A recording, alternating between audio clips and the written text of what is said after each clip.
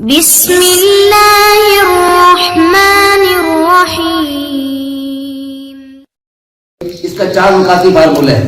ایک تو اپنے بچوں کی شادیاں جلدی جلدی کریں، کیونکہ بچوں کی شادیوں کی تاخیر سے بڑے بڑے نقصانات ہوتے ہیں، اور رسول اللہ صلی اللہ علیہ وسلم شفیع المذنبین، رؤوف الرحیم اور کتنے رحمت للعالمین تھے، اس کے باوجود آپ صلی اللہ علیہ وسلم نے ان والدین پر سخت ناراضگی کا اظہار فرمایا اور والدین کو اولاد کے گناہوں میں شریک فرمانے کی دھمکی دی کہ جو والدین اپنی اولاد کی شادیاں تاخیر سے کرتے ہیں تو بچوں کی شادیاں جلد از جلد کی جائیں۔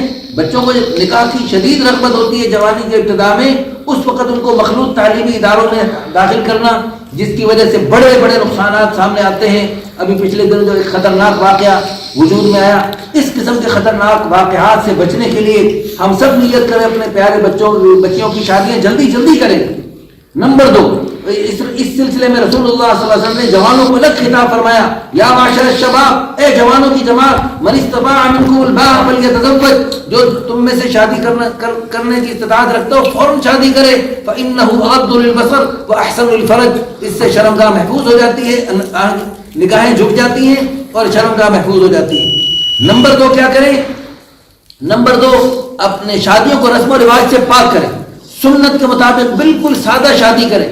شادی جتنی سادی ہوگی اتنی بابرکت ہوگی، وہ شادی خانہ آبادی ہوگی، اور جس شادی میں رسم و رواج کیے جاتے ہیں تو وہ شادی خانہ بربادی بن جاتی ہے۔ اس شادی میں جب پارلر میں سج دھج کر دولہا دلہن بیٹھتے ہیں تو ان کو جب نظریں لگتی ہیں، اس میں ایک تو بد نظری ہوتی ہے اور نظر بد لگتی ہے، اور یہ بد نظری اور نظر بد، یہ دونوں ایک سے بڑھ کر ایک خطرناک ہے۔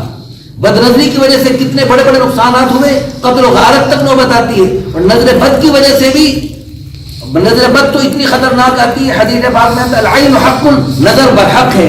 نظر اتنی خطرناک چیز ہے، آدمی کو قبر میں اور اونٹ کو ہانڈی میں پہنچا دیتی ہے۔ اس لیے نظر بد سے بچنے کے لیے اور بد نظری سے بچنے کے لیے شادیوں کو بالکل سادہ بنائیں گے۔ اور نمبر 3 ہم کیا کریں؟ ہمارے معاشرے میں کوئی مرد کوئی عورت بے نکاح، بڑی عمر میں بھی بے نکاح ہو جائیں، بیوی فوت ہو گئی، شوہر فوت ہو گیا، تو بیوہ ہوتے ہی یعنی عدت پوری کرتے ہی اگلا نکاح کرے، اور مرد کے لیے تو عدت بھی نہیں ہے، وہ تو فوراً جلدی اگلا نکاح کرے۔ اللہ معاف فرمائے، یہاں پچھلے دنوں دیکھا کہ 22 سال ہو گئے بیوی کو فوت ہوئے اور بغیر نکاح کے پھر رہے۔ اس طرح بہت سارے واقعات، بالکل غیر مناسب بات ہے۔ رسول اللہ صلی اللہ علیہ وسلم کی چاہت اور اللہ کی چاہت بغیر نکاح کے کوئی نہ رہے۔ وَأَنكِحُوا الْأَيَامَ مِنكُمْ وَالصَّالِحِينَ مِنْ عِبَادِكُمْ وَإِمَائِكُمْ إِنْ يَكُونُوا فُقَرَاءَ يُغْنِهِمُ اللَّهُ مِنْ فَضْلِهِ۔ اور نمبر 4، شادیاں اگر ایک شادی کے بعد بھی مزید ضرورت ہو تو دوسری شادی، تیسری شادی، چوتھی شادی بھی کی جا سکتی ہے، اس لیے کہ بعض لوگوں کو جیسے ایک روٹی کھا کے پیٹ بھرتا ہے، بعضوں کی 2 روٹیوں سے پیٹ بھرتا ہے، بعضوں کی 3 روٹی۔ اللہ تعالیٰ نے استعداد مختلف بنائی ہے، لوگوں کا مختلف نظام بنایا، اس لیے اللہ نے 2 3 4 کی اجازت دی ہے۔ اللہ تعالیٰ نے گناہ سے، زنا سے سختی سے منع فرمایا، لا تقربوا الزنا، زنا کے قریب مت جاؤ، غیر عورت کو دیکھو نہیں، سنو نہیں، اس کو سوچو مت، لیکن تم ایک سے گزارا نہیں ہو رہا، دوسری تیسری چوتھی شادی کر لو۔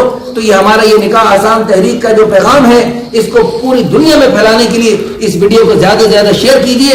اللہ تعالی ہم سب کو سنت کے مطابق زندگی بسر کرنے کی توفیق عطا فرمائے، اور دونوں جہانوں کی اس مسنون زندگی کی خیر برکتیں حاصل کرنے کی توفیق عطا فرمائے۔ وآخر دعوانا ان الحمد للہ رب العالمین۔